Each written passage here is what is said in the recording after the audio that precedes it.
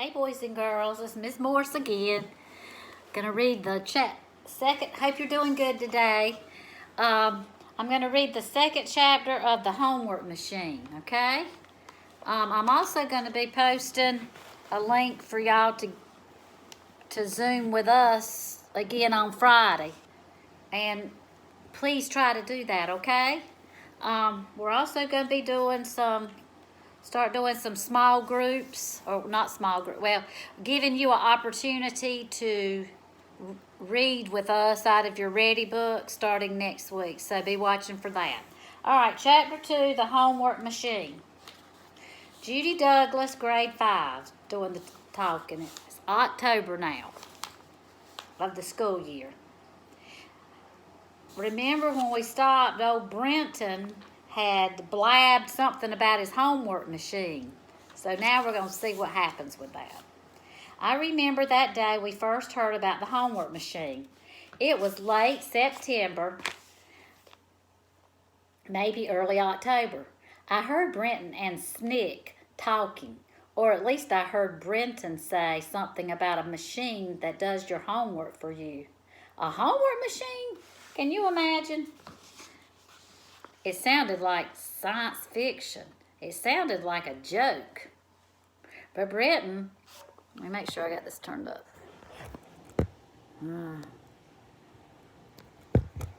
Okay. But Brenton isn't exactly known for his sense of humor. In fact, I don't think I ever heard him crack a joke. At least not on purpose. Sometimes the kids laugh at things he says when he's trying to be serious. Not me. That's rude. I thought about raising my hand and telling Ms. Rasmussen what I had overheard, but I knew everybody already thought I was a big goody two-shoes, and I didn't want them calling me Tattletale, too. Maybe I should have told Miss Rasmussen. None of this would have happened. I might have mentioned it to Kelsey. Kelsey Donnelly doing the talking now. Oh, I totally believed it. Brenton's a dork, but he's a genius dork. I know he's going to find a cure for cancer or win the Nobel Peace Prize for something when he grows up. If any kid could create a machine that would do your homework for you, Brenton is the kid. And what's so amazing about it? Anyhow, they put a man on the moon, right? They grow babies in test tubes, right?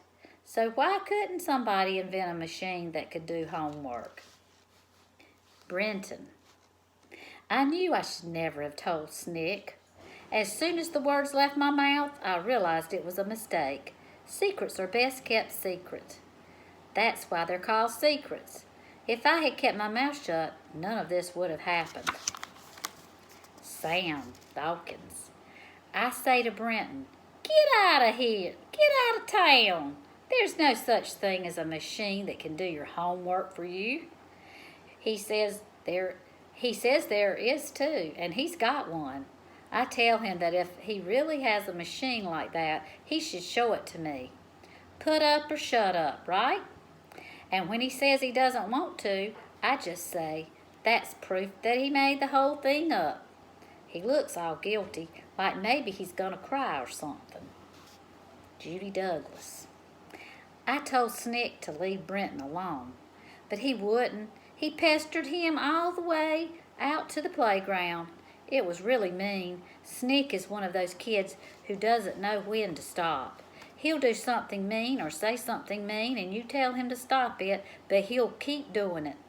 Then you raise your voice a little and say stop it, and then he keeps doing it.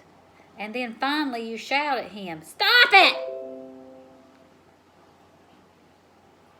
And he acts like, whoa, you don't have to shout. But you do have to shout. Because if you don't shout, he doesn't get the message. And Brenton never shouts. Brenton is talking. I didn't want to show the machine to anyone. I never planned to show it to anyone. But Snick was really giving me a hard time. He called me a liar and a fake, which I am not. Kelsey Donnelly. I thought Brenton was going to cry, really. Judy and me told Snick to knock it off. Brenton. Finally, I said to them, "Fine, come over to my house after school today and I'll show it to you. But you have to swear on your life you'll never tell anybody about it." Judy Douglas. If he really did have a machine that could do your homework for you, I wanted to see it. I worked so hard on my homework and Brenton still gets better grades than I do. I wanted to see the tricks he was using. Kelsey Donnelly. I didn't even want to go to Brenton's house, but I had nothing else going on after school, so I figured what the heck, beat sitting around. We rode our bikes over. Brenton's mom. You can imagine my surprise when Brenton came home from school with that boy Sam, who they call Snickwad, and these two girls. I don't remember the last time Brenton had a friend over. Maybe when he was a toddler and the kids had what we used to call play dates, and he never had a girl over. When he was little, the other kids never seemed to like him, or they couldn't relate to him. I really didn't know what was going on. It was always a matter of concern. I hoped he would grow out of it as he got older, and he would eventually fit in better socially. I was thrilled when the three of them came over. I thought that maybe Brenton had finally made some friends at school. I quickly whipped up a batch of those cinnamon rolls from a can and brought them up to his room for the kids. Just trying to be hospitable, you know. I wanted to hang around and get to know them a little, but they acted like they wanted me out of the room, so I went back downstairs. After all that happened later, I wish I had stayed. Judy. I always wondered what Brenton's house would look like, what his mom would look like. Well, it was lovely, and so was she. She even made us some delicious cinnamon rolls. Sam. Brenton's room is weird. Most guys put up posters on their walls with pictures of their favorite athletes or rock bands or dirt bikes and stuff like that. Brenton has a picture of some old dude from ancient history. I say, "Who's that?" And he says, "It's Leonardo da Vinci." And I say, "Isn't he the dude who was in the Titanic movie?" And he says, "No, he's the dude who painted the Mona Lisa." And I say, "The Mona Lisa what?" And he says, "Oh, forget about it. Have another cinnamon roll." So I did. He has some bumper sticker on the back of his door that says, "War is not the answer," or something like that. That got me. You know, my dad was in the military, and these people don't support the military get me really angry. I told him he was a hippie and commie and stuff like that, joking around, but not really. Brenton. I explained to Sam it is possible to support the military and at the same time be against the war. To me, the best support you can get the military is to keep them out of wars unless it is our nation's vital interest. He didn't understand. I didn't press it.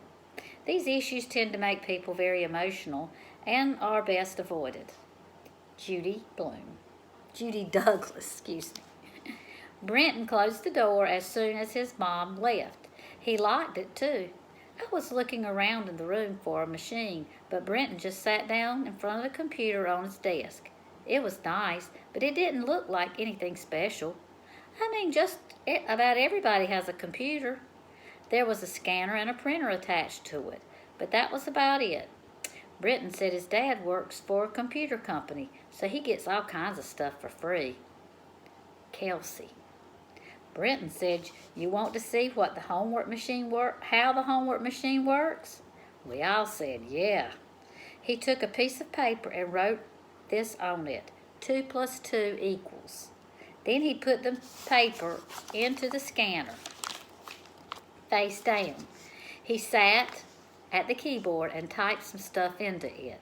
A few seconds later, the printer started making noise and a piece of paper popped out of it. The paper said on it, 2 + 2 = 4. Sam Dawkins. I say that's it? That's the famous homework machine you told us about? Big deal. I just laughed my head off. Any kid in first grade can tell you that 2 plus 2 equals 4.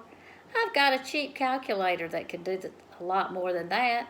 The whole thing looked bogus to me. What a joke. I couldn't believe he called that piece of junk a homework machine. Brenton's mom. I sat downstairs the whole time wondering what they were doing up there. I thought about going upstairs and putting my ear to the door to listen, but that would have been an invasion of their privacy. Plus, they might have opened the door and caught me. Judy. I felt sorry for Brenton.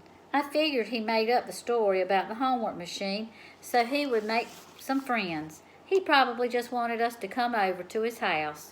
It was kind of sad, really. I told Brenton I thought his machine was cool because I didn't want to hurt his feelings. Brenton. They didn't quite grasp the concept at first. I just did the simple arithmetic problem as an example. If the machine could add 2 plus 2, it could add any numbers. More than that, it could seek out any information on any subject. They lacked vision. They could only see the paper in front of them. Sam. So Brenton grabs his backpack and pulls out the homework assignment for that night. It was all this stuff about the solar system. And here's what it looks like. Might be upside down. It was called Our Solar System. It had a whole bunch of questions and fill in the blanks. Miss Rasmussen, 5th grade teacher, talking now. I don't believe in tests for 5th graders. At this age, I would rather the kids not feel so much pressure. Their daily homework assignments and special projects are more important and more educational. I usually give assignments in which the students have to answer multiple choice questions or provide short answers. They're easier to grade. And this one is short answer, not multiple choice. Kelsey. Brenton slipped the sheet of paper into the scanner and sat down at the computer again. We were all making faces behind his back and rolling our eyes and trying not to laugh. He typed in a bunch of stuff just like before. Judy. Nothing happened for a long time, like over a minute. That's not a long time. It was really awkward. We all sat there without making a sound. Brenton kept saying it will only take a minute or so and just be patient. The computer made some noises, but nothing seemed to be happening.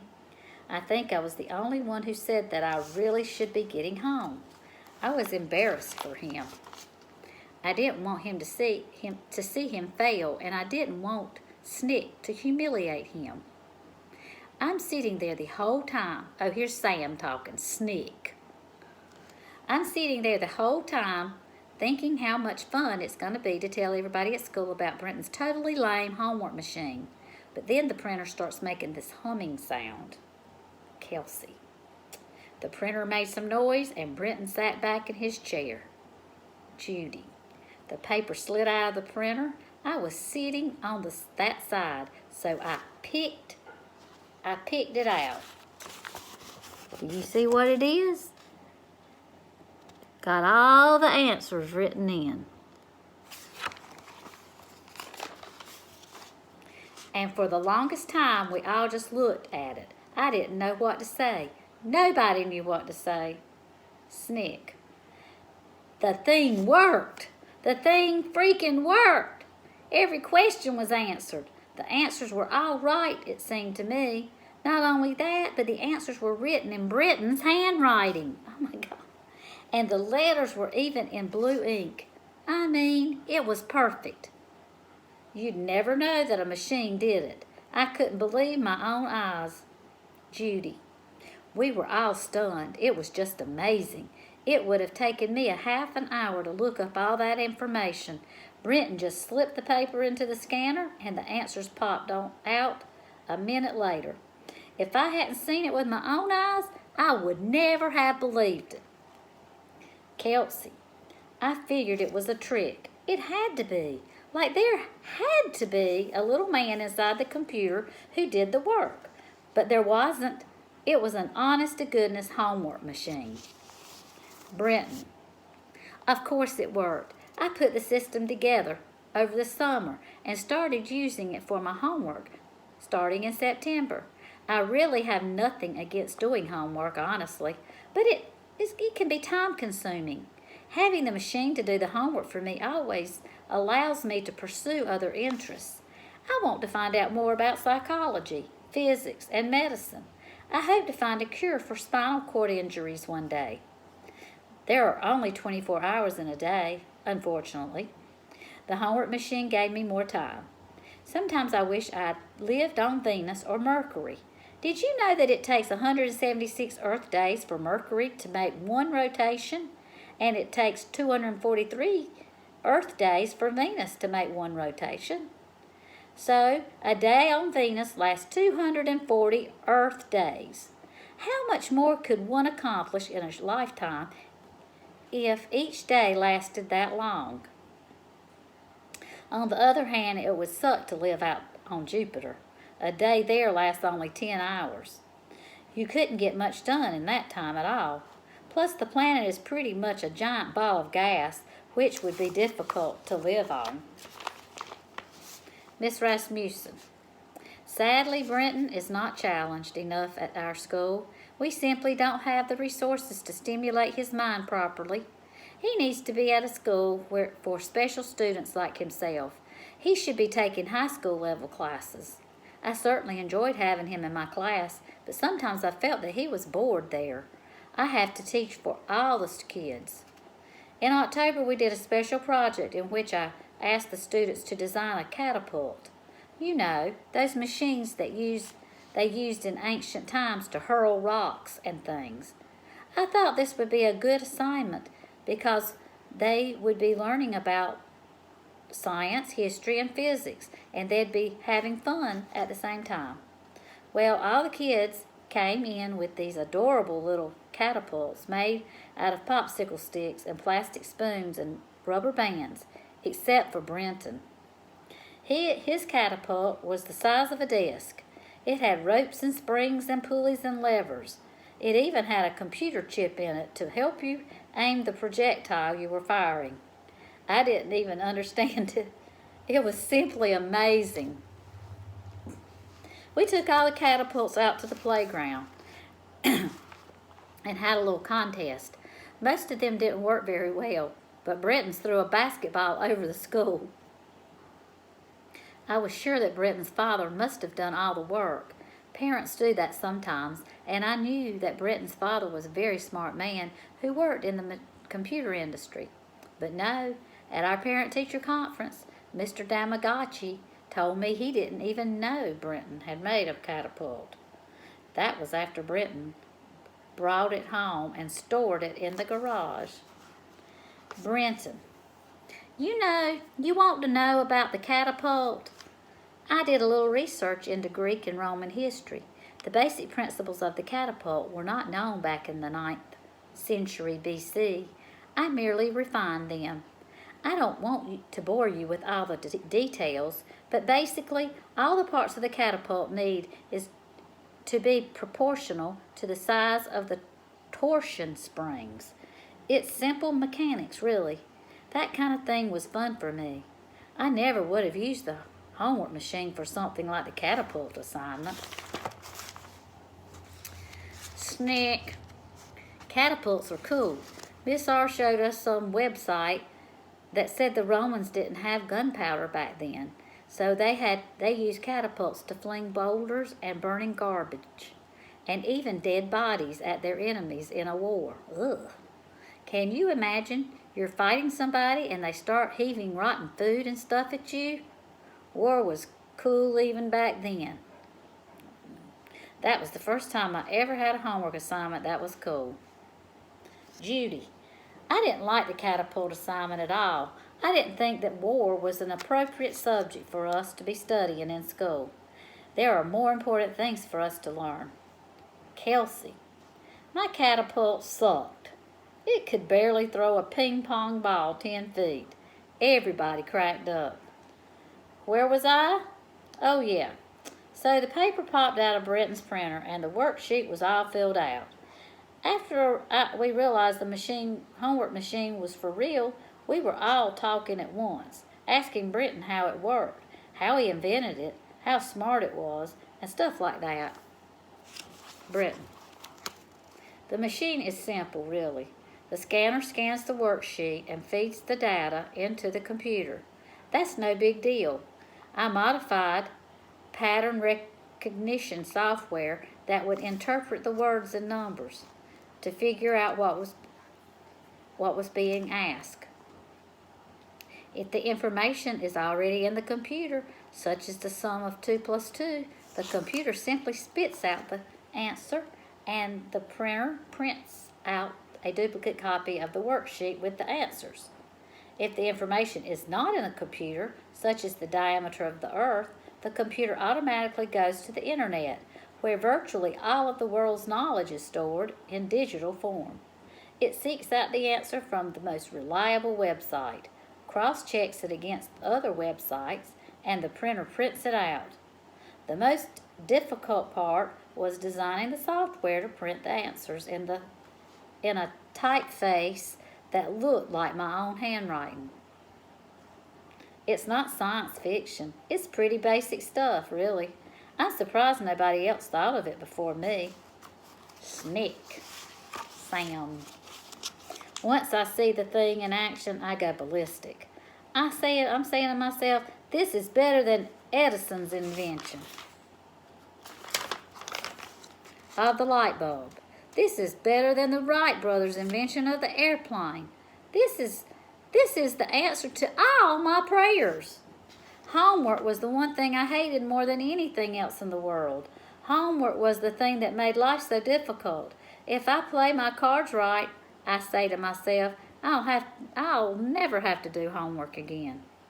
Suddenly I realized that for all his dorkiness, Brenton was the kind of kid I really want to hang around.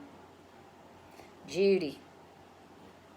When that piece of paper popped out of the printer, I felt like I was witnessing history make an event. Brenton. There was one thing I never told anyone. Shortly after I started using the homework machine for all my purposes, I received a mysterious email. It was from somebody who said he'd like to meet me. That's all it said. At the bottom of the email, there was a number, a name, R. Milner. I know better than to respond to strangers online. He could have been crazy for a child or a child molester or whatever. I ignored the message. Kelsey. It was cool. Definitely cool. I couldn't wait until we got our next homework assignment so we could try it again. So guess what? They think they're going to use the homework machine. Do you think they're going to get to use Brenton's homework machine? Okay. Hope you enjoyed that chapter. See you tomorrow.